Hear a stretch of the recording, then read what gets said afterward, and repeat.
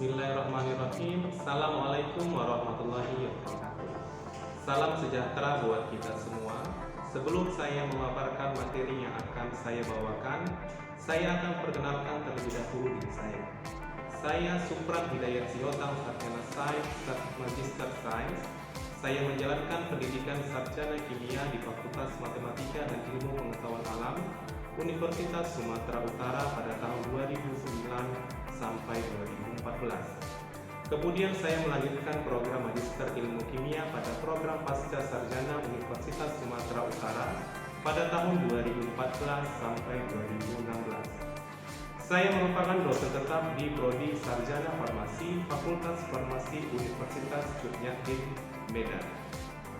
Kali ini saya akan memaparkan materi kuliah yang saya ampu di Prodi Farmasi, yaitu Kimia Organik.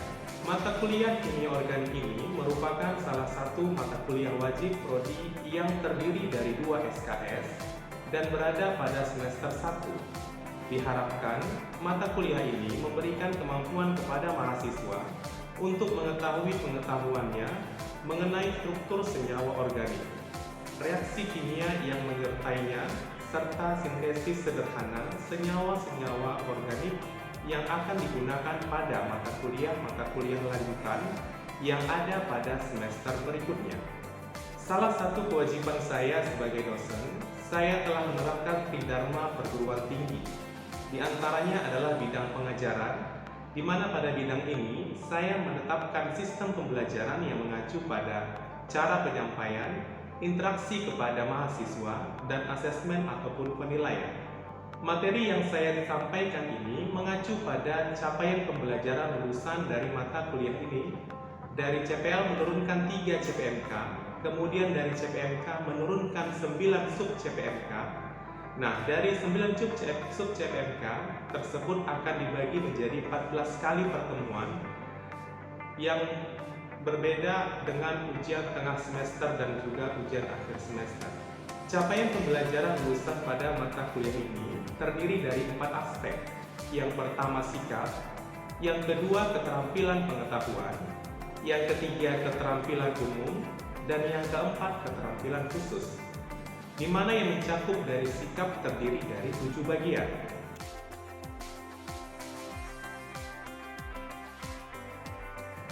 Sementara untuk keterampilan pengetahuan terdiri dari 5 bagian.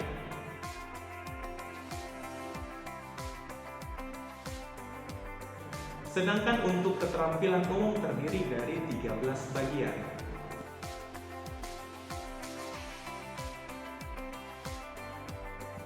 Kemudian untuk keterampilan khusus terdiri dari 6 bagian.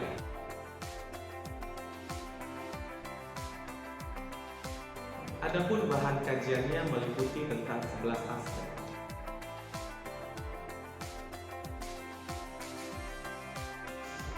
Untuk mendukung pengajaran di kelas saya, menggunakan berbagai literatur yang dapat dilihat seperti berikut ini.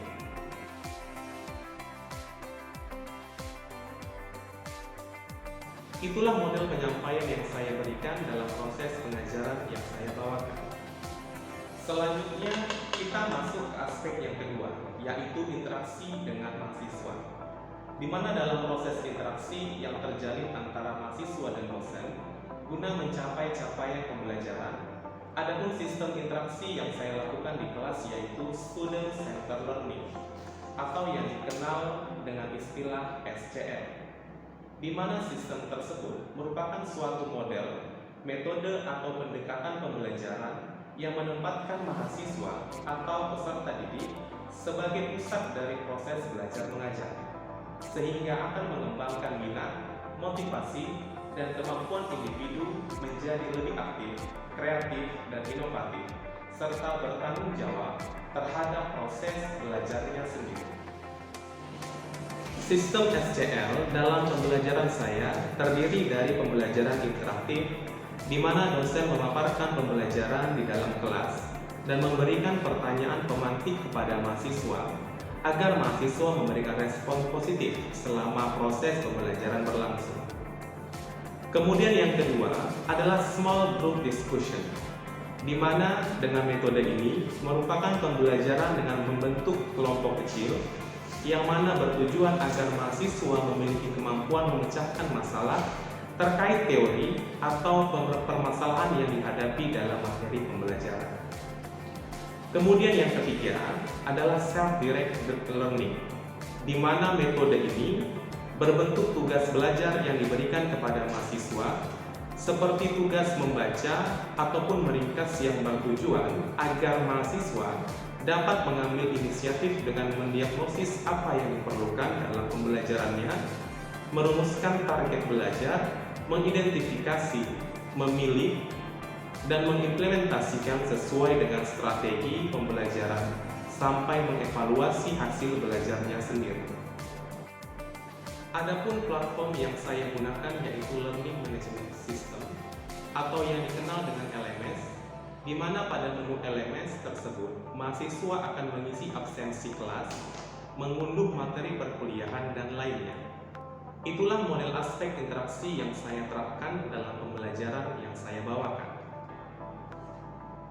Selanjutnya, kita akan masuk ke aspek asesmen, di mana aspek asesmen ini merupakan proses pengumpulan dan pengolahan informasi untuk mengetahui kebutuhan belajar, perkembangan, dan pencapaian hasil belajar mahasiswa yang hasilnya kemudian digunakan sebagai bahan refleksi serta landasan untuk meningkatkan mutu pembelajaran dan mengukur kemampuan mahasiswa secara objektif dalam menerima materi pembelajaran. Indikator penilaian yang saya gunakan terdiri dari beberapa bagian. Yang pertama, kehadiran mahasiswa sebanyak 10%, kemudian tugas dengan bobot 10%, kuis dengan bobot 10%, keaktifan dalam diskusi atau forum dengan bobot 10%, kemudian untuk ujian tengah semester dan ujian akhir semester masing-masing dengan bobot 30%. Hasil asesmen yang saya lakukan dengan harapan mahasiswa dapat mengetahui proses penilaian yang saya lakukan secara transparan dan objektif. Sebagai penutup, itulah aspek yang saya terapkan dalam proses pembelajaran dalam mata kuliah yang saya bawakan, yang terdiri dari penyampaian kepada mahasiswa, interaksi antara mahasiswa dan dosen, dan asesmen atau penilaian. Selanjutnya saya akan menampilkan proses pembelajaran yang saya lakukan di kelas dengan micro teaching secara luring. Selamat menyaksikan. Assalamualaikum warahmatullahi wabarakatuh. Bismillahirrahmanirrahim. Assalamualaikum warahmatullahi wabarakatuh. Waalaikumsalam warahmatullahi wabarakatuh. Selamat pagi semuanya. Baik, Pak. Apa kabar kalian hari ini? Baik, Pak. Sudah sarapan tadi? Sudah, Pak. Sarapan apa tadi rumahnya? Oke, Pak. Oke, Pak. Ya baik, terima kasih atas kehadirannya hari ini. Sebelum kita mulai untuk pembelajarannya, ada baiknya kita berdoa dulu ya. Boleh memimpinnya memimpin untuk doa kita hari ini. Sebelum kita mulai pembelajaran pagi hari ini, alangkah baiknya kita berdoa menentukan mulai belajar kita masing-masing. Berdoa dimulai.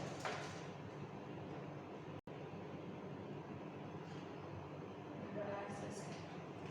Ya baik, terima kasih Kak timnya. Tadi sudah isi absensi di LMS tuh. Sudah, Nah, Pak. soalnya kan hanya 15 menit waktunya untuk isi absensi setelah kita masuk pembelajaran kan. Nah terus di situ udah ada saya masukkan materi pembelajaran kita hari ini. Kira-kira sudah di-download atau belum? Sudah, Pak. Berarti udah dibaca ya. Sudah, Pak. Betul. Betul, Pak. Baik, terima kasih. Jadi sebelum kita masuk ke materi kita yang hari ini tentang derivat hidrokarbon, kita refleksi dulu sebentar tentang materi kita yang minggu lalu di pertemuan sebelumnya. Kira-kira, ayo ada yang ingat nih masih materi kita yang pertemuan sebelumnya? Siapa? Oke, boleh silakan. Boleh berdiri? Silakan.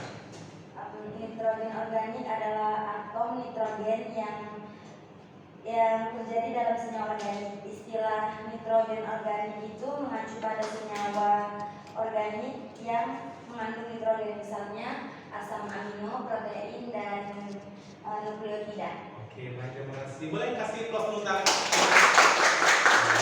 Jadi materi kita sebelum itu tentang nitrogen organik ya kan. Ini salah satu contoh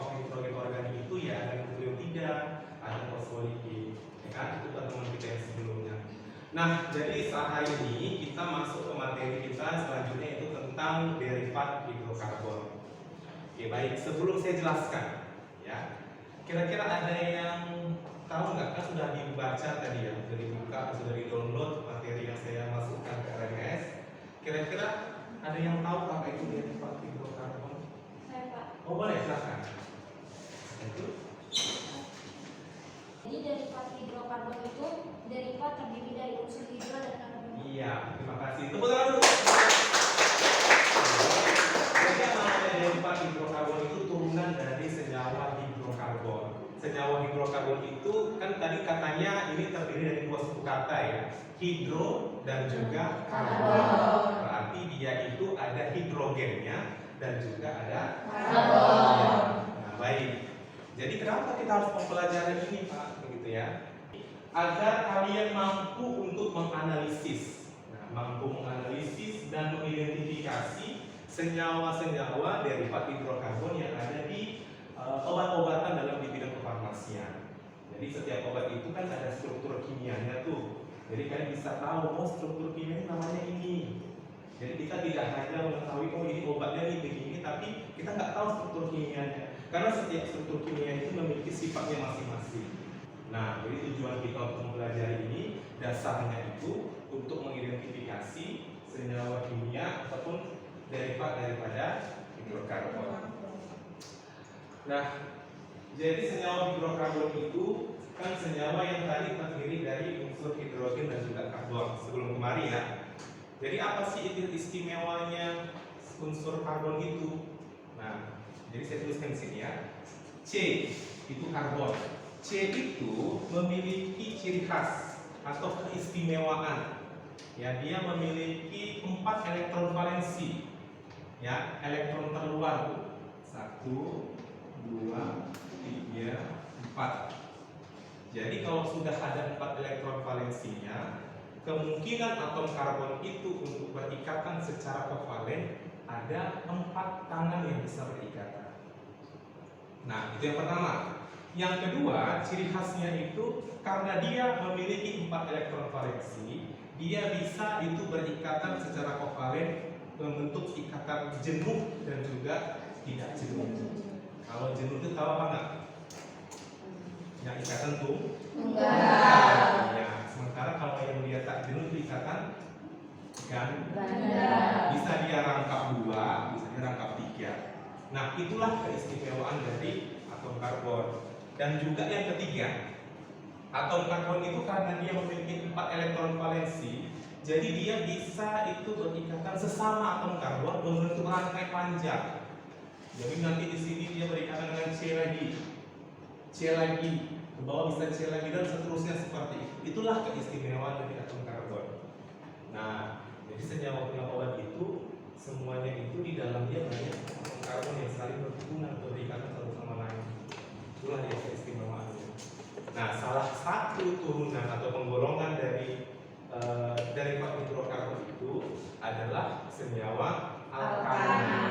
Gitu ya. Tadi kan saya bilang ada yang ikatan tunggal dan ada ikatan rangkap, ya kan? Kalau yang kita bahas di sini nanti itu tentang ikatan tunggalnya tuh. 1. Jadi C dengan C. Ada lagi yang ikatan tak jenuhnya tadi, ikatan rangkap 2. Rangkap 2 C C. Di sini kan tadi dia 4 tuh tangannya.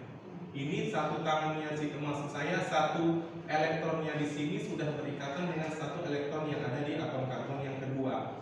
Berarti tinggal 3 biji lagi yang belum berikatan kan begitu ya.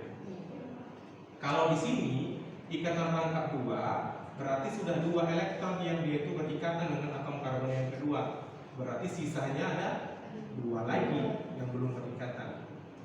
Nah, begitu juga yang ikatan rangkap 3. Nah, kalau di sini tinggal 1 lagi berarti kan? Kira-kira pertanyaan saya, bisa nggak dia membentuk ikatan rangkap 4? Tidak bisa. Kira-kira kenapa tidak bisa?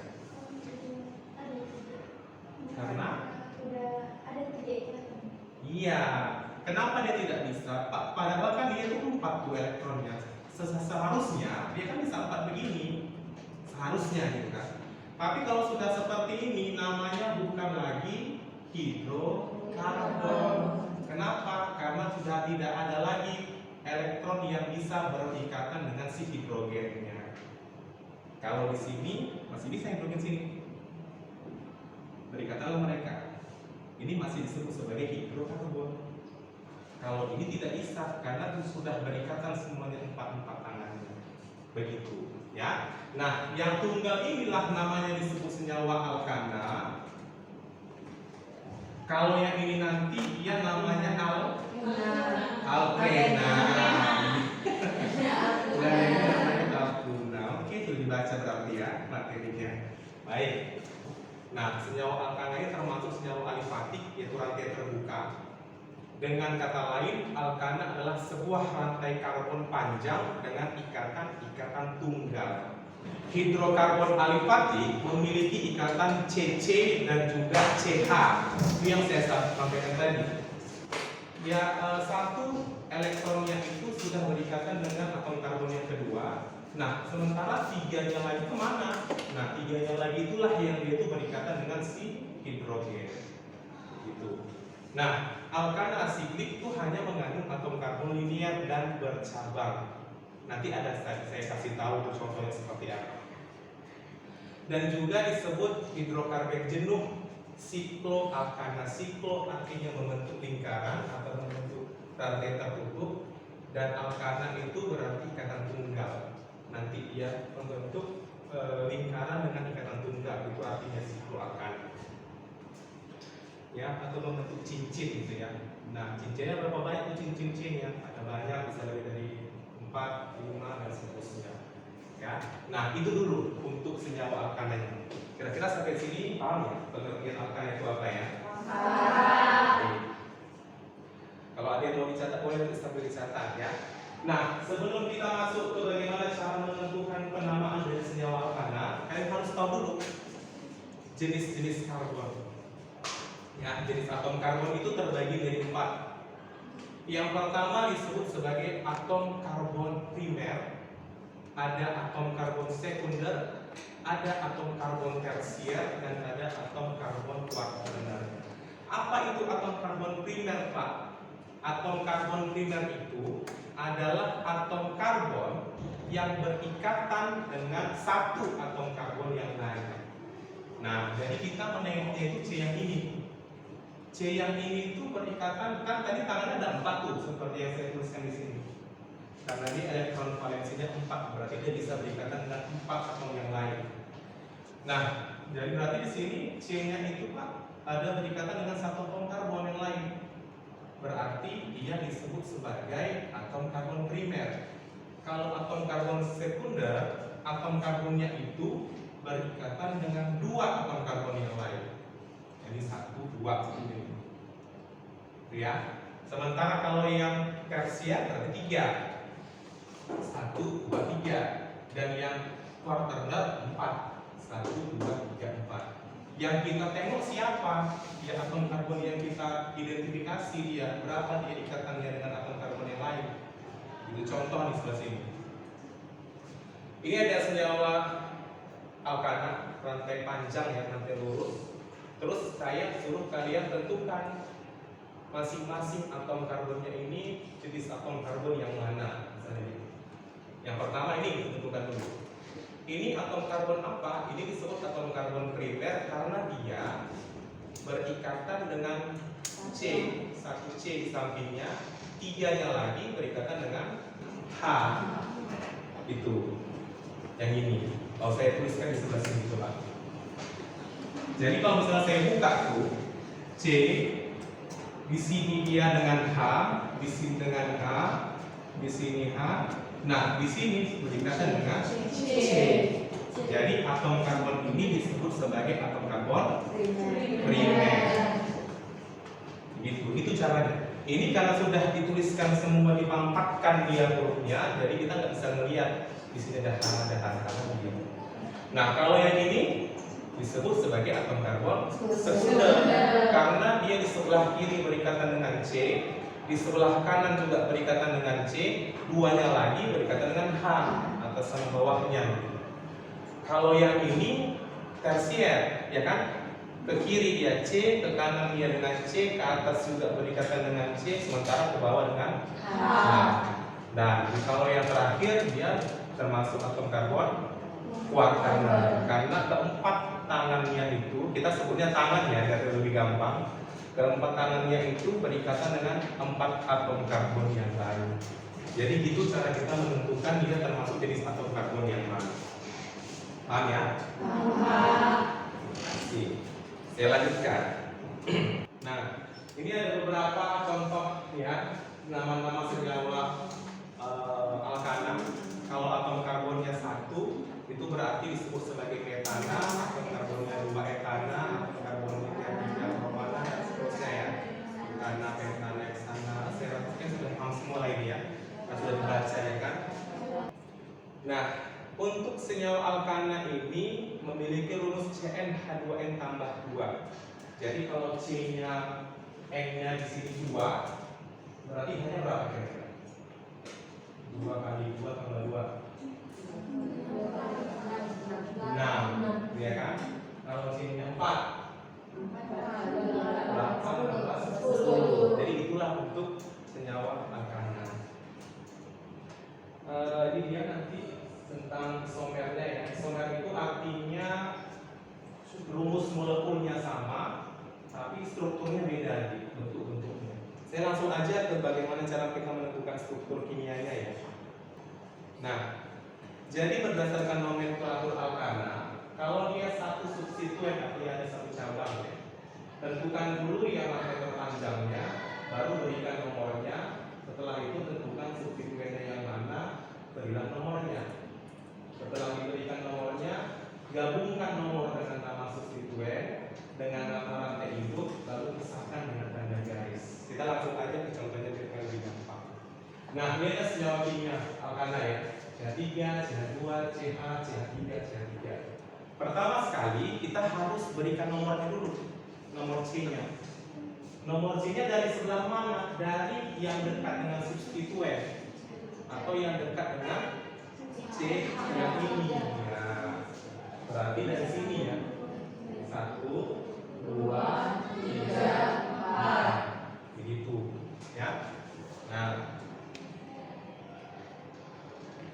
itu penomorannya. Jadi setelah itu baru kita berikan di nomor berapa ada substituennya, di nomor 2. Nama CH3 yang C-nya 1 tadi namanya metil kan. Nah berarti disebut 2 metil. Baru jumlahnya ini kan ada 4 panjangnya ya. Tadi kan buta ya kalau misalnya yang 4, tapi kan ada senyawa alkana jadi tambahin akhiran ana. Jadi namanya 2 metil. Saya lanjutkan. Nah kalau ini kira-kira namanya apa? Dari mana nomor satunya? Dari sini. Dari sini. 1, 2, 3, 4. Oke baik. Ini namanya apa?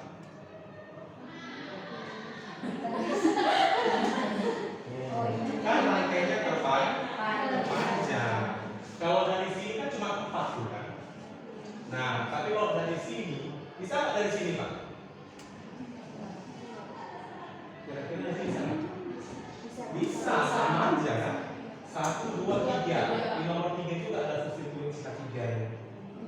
Namanya sama, 3 metil, pentana juga. Mau dari sini atau dari sini.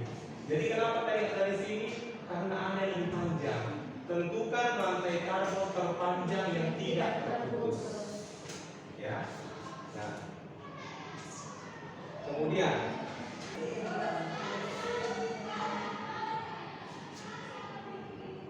berapa? Apa lagi kira? Dari sana ya. 1, 2, 3, 4, 5. Atau dari mana aja ya? Dari sini kan, dari bawah. Dari sini Dari bawah. bawah. Oke, nah, berarti namanya apa? 4. Kalau 2 kali apa? Etil. 4 etil. Kalau 7 Saya rasa kan sudah paham semua ya. Langsung saja nih. Kira-kira untuk gambar ini, nah untuk gambar ini namanya apa? Tahu nggak ini maksudnya apa? Setiap garis sudut itu artinya ada atom karbonnya. Jadi ini ada C, di sini ada C,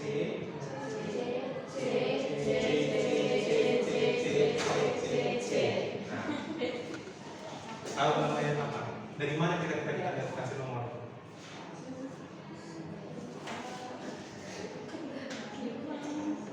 Dari mana? Pasti dari ujung ya. Tapi ujung yang mana gitu ya? Ini ujung semua nih. Yang mana? Yang dekat dengan cabang. Berarti dari sini boleh. Di sini 1. Ini nomor 2. Ini 3. Terus kemarin ke sana atau kemarin? Ke sini. Iya benar. 1, 2, 3, 4, 5. Ini berarti 1 C. Metil kan? Ini juga metil, ini metil, ini metil. Nah, ini 2 C-nya kan? 1, 2 berarti etil. Berarti ada 4 metilnya kan? Di nomor berapa aja? Di nomor 2, di nomor 2 juga. 1, 2, 3, 4. Nah, di nomor 4, di nomor 4 juga. Kemudian yang etilnya ada di nomor 3. Kira-kira yang mana?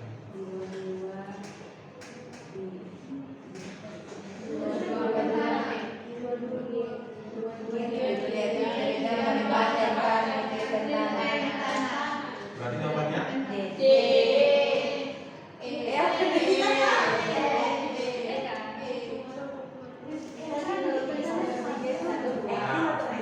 berdasarkan abjad, berarti harus kita sebutkan dulu etil, baru metil, E dulu M. Berarti yang kita baca dulu ini dulu, jangan yang metilnya. Di nomor berapa di etilnya? Nomor 3. Berarti 3,3 di etil, 2,4 etil metana. Baik. Inilah ya, sepertinya luar biasa ya hari ini ya. Paham semuanya. Baik. Nah, mudah-mudahan nanti kita jadi lagi lanjutannya ya. Jadi seperti yang saya sampaikan tadi, jadi rangkuman untuk kegiatan kita hari ini, yaitu agar kalian dapat mengidentifikasi senyawa kimia organik dalam setiap obat-obatan di dalam farmasinya. Nah, saya mau kasih kalian tugas kelompok. Jadi nanti setelah selesai kita perkuliahan ini, silahkan kalian membentuk kelompok kecil, ya, dan tentukan saja sendiri teman-teman kalian. Nanti kalian silahkan cari jenis-jenis obat-obatan yang ada di farmasian ya, di dalam apotek. Kemudian cari literaturnya di internet boleh, atau dari buku-buku yang tentang obat-obatan boleh. Setiap struktur kimia yang ada di dalam obat-obatan tersebut. Nanti minggu depan buku kita diskusi yang kemarin kelas. Oke? Paham ya? Baik, terima kasih. Jadi itu saja dulu hari ini. Mudah-mudahan aktivitas dari hari ini semuanya bermanfaat untuk kalian. Dan saya akhiri wabillahi taufiq. Assalamualaikum warahmatullahi wabarakatuh.